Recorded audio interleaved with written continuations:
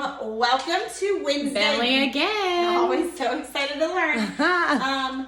Today we are going to do more review. Yay. And so we're going to start our day with a warm-up. All right. Woo!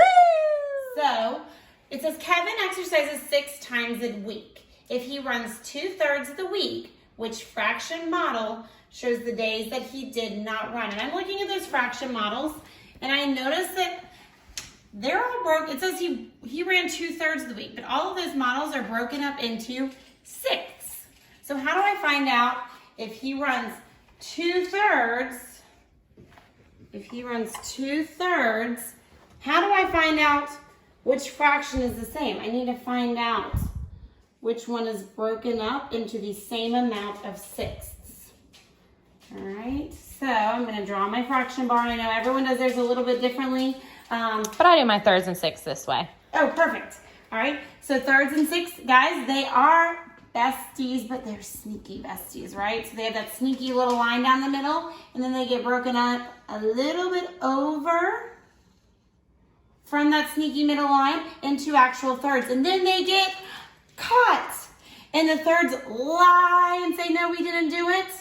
And the sixths say, yes, we did. And then that sneaky middle line becomes a real line because they're more honest and they tell the truth. So 2/3 is how far Kevin, or how much of the week Kevin runs for his exercises. So I want to know how many sixths is that? Is it 1/6? No. 2/6? No. 3/6? No. 4/6? Yes. So he runs 4/6 of the week. But if we go back to this question, it says, if he runs 2/3 of the week, which fraction model shows the days that he did not run? So these are the days he ran, guys. So which days did he not run? Right here. So how many sixths did he not run? He ran 4/6.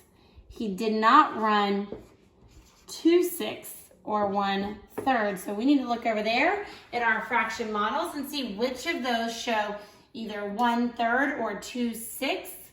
And I see C showing me 2/6 that he did not run. All right. Problem number 2. Find the equivalent fraction for the fractions below.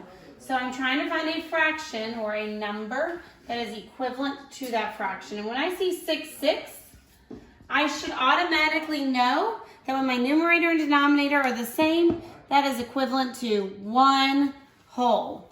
All right, if I wanted to prove it, break it up in 6 are sneaky, thirds, they tell the truth. 1/6, 2/6, 3/6, 4/6, 5/6, 6/6. That is my whole shape that I just drew. So 6/6 is equivalent to 1 whole.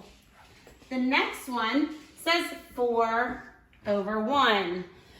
When I have a 1 as a denominator, I should remember that that means that this is just going to be a whole number of 4. Like this was a whole number of 1. Ooh. This is a whole number of 4. And again, if I wanted to prove it, here's my whole. And how many pieces is it broken up into? 1. Okay, it's already in 1. I need to shade 4 pieces. 1. I didn't shade 4. So I got to draw a whole nother hole. Lots of holes. All right. And again, it's broken up into how many pieces? 1. And that's already done. I need to shade. Colored outside the lines. I need to get back to kindergarten. All right, I need to shade 4. I've only shaded 1, 2 pieces. So once again, I'm going to draw another hole. It's broken up into how many pieces? 1. I'm going to shade, because I still haven't done enough. And I need to shade 4. I've only shaded 1, 2, 3 pieces. So now I need to do it again, another hole. All right, and again, how many pieces should that one be broken up into? Still 1. So I'm going to shade this piece. 1, 2, 3, 4 pieces are shaded. And notice these are not all part of the same figure. They are 4 separate figures. So 4 separate holes, which is why it's a whole number of 4. 1, 2, 3, and 4. And then the last problem says 12/4. All right, so I'm going to write 12/4. And just like my last problem, I'm gonna make a hole. All right, and this hole is broken up into 4 pieces. So I'm gonna cut it in half, and then I'm gonna cut those halves in half, and that creates my 4 pieces. This, my numerator, tells me how many pieces I need to shade. I need to shade 12 pieces. Okay, 1, 2, 3, 4. That's not 12. And I go ahead and I label it just to make sure that I'm like, know what I'm talking about. That was not 12. All right, so I'm gonna make another hole. All right, and again, I cut it into 4 pieces because my denominator says it needs to be cut into fourths. So it's cut in half. Then I cut my halves in half, and now I have fourths. So I had 4, 5, 6, 7, 8, because I have to shade 12 pieces, but I haven't gotten to 12 yet. Let me make sure I'm right. 8, 9, sorry, 4, 5, 6, 7, 8 pieces. Yeah, that's not 12. Gotta keep going. So I'm gonna draw another hole. And again, my denominator tells me to cut this hole into 4 pieces. So I'm cutting it in half, and then the halves in half again. And now I have fourths. And I'm supposed to shade 12 pieces, and I've shaded 4, 8, let's keep going, 9, 10, 11, 12. Is it too good to be true? Let's see. No, there's 12 pieces I've shaded. So now, what is 12/4 equal to? It's equal to 1 hole, 2 holes, and it took me 3 holes to get the same as 12/4. I don't know why I did that so close on this side, but that's what I did. All right? Perfect. All right, so today, as we have told you the past couple of days, is that we have taught you everything that you need to know in 3rd grade. So we are in review mode. So we are reviewing today multiplication and division. You can read along with me and Miss Flint while we read our I can statement. It says, I can use multiplication and division to solve a word problem. And show what you know, guys. You're going to write your own word problem that uses either multiplication or division for your teachers to solve. So now you kind of get to be the teacher, and you're going to take a picture of your word problem. Don't give us the answers, and send it to us.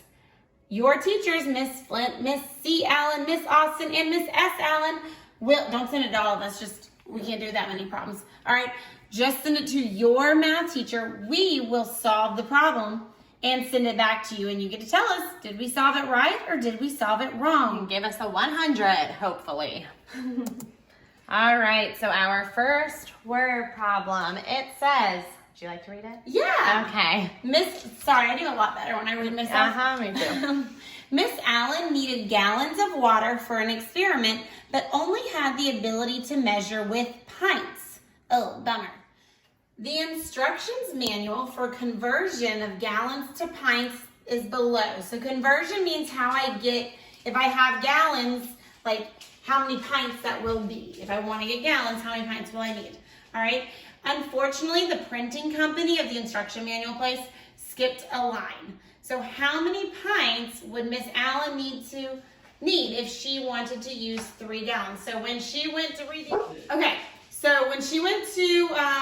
look at the instruction manual, she realized that it didn't have how many pints she would need if she needed to use 3 gallons. So she had to use her math skills to figure it out.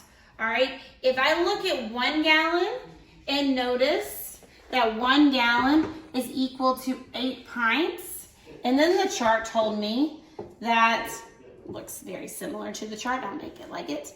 It said that 2 gallons is equal to, 16 pints. Oh, I know that they just did 2 times 8 to get there, or just added another 8. All right? If I don't know how many 3 gallons would be, and I know that each gallon is 8 pints, I just now need to do 3 times 8, or I can add another 8 on.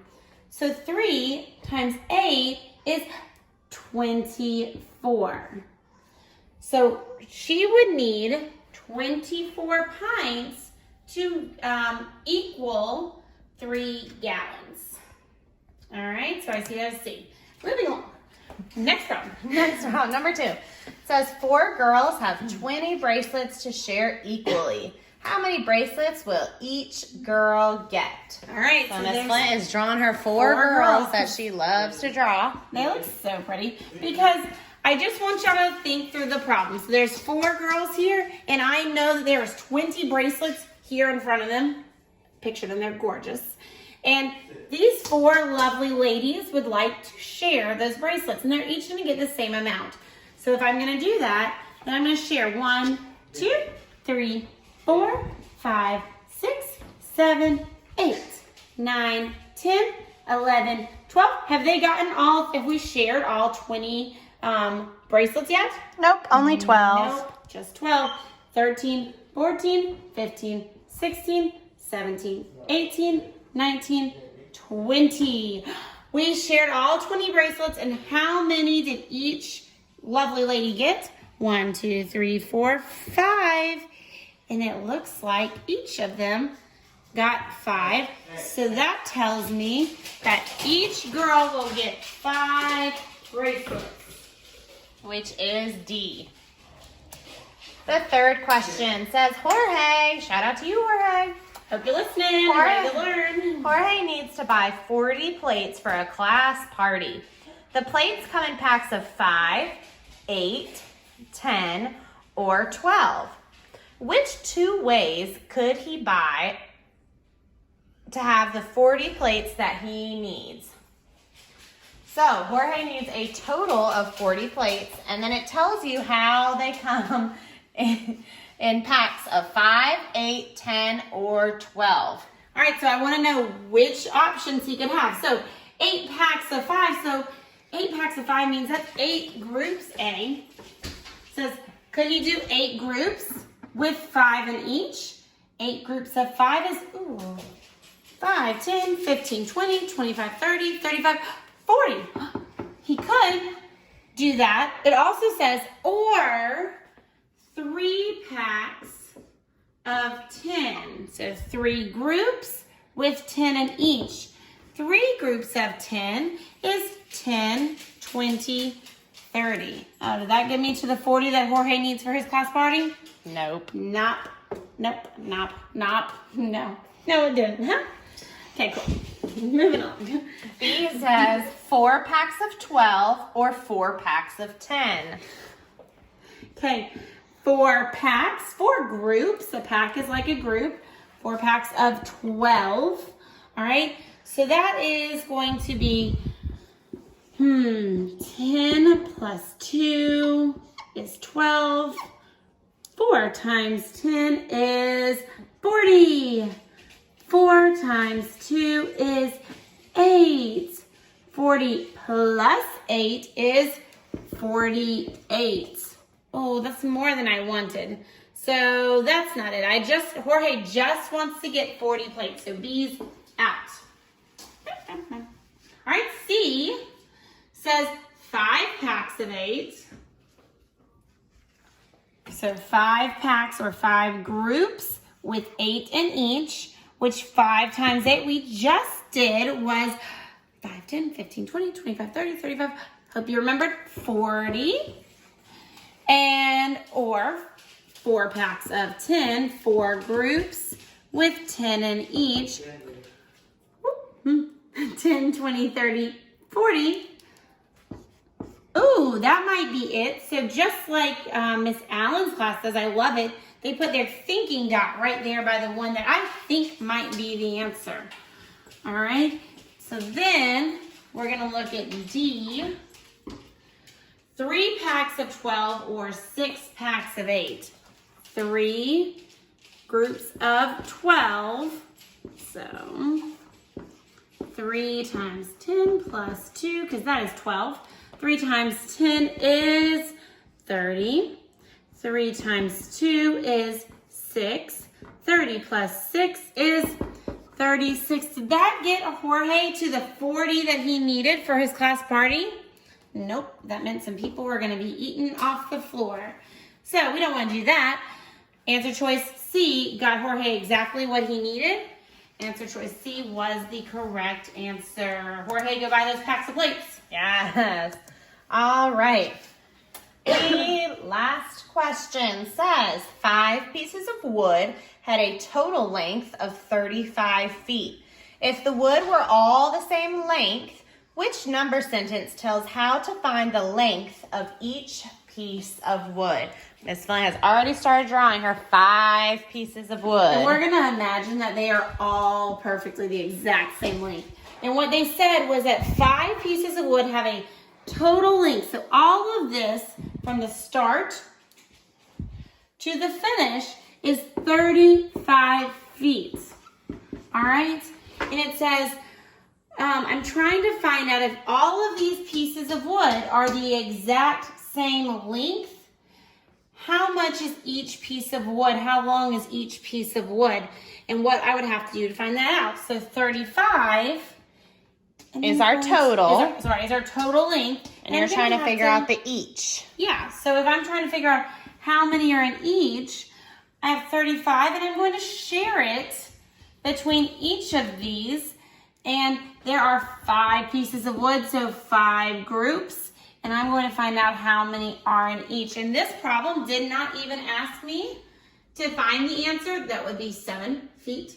But I would need to find the expression or the equation. And so that would have been answer choice A, 35 divided by 5. All right. So you have your practice now of 8 questions that are that Miss Flint's questions that she just went over should help you with these 8 questions that are in your packet. If you go to your Google Classroom,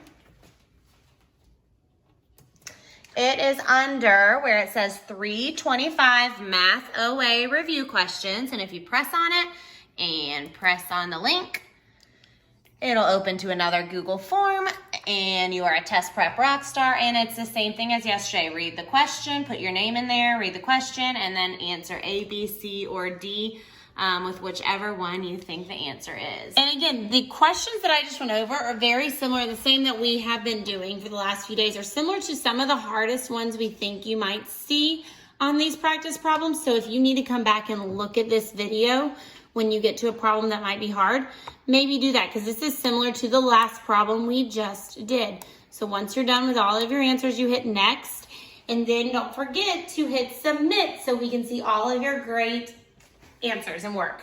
We'll see you guys tomorrow.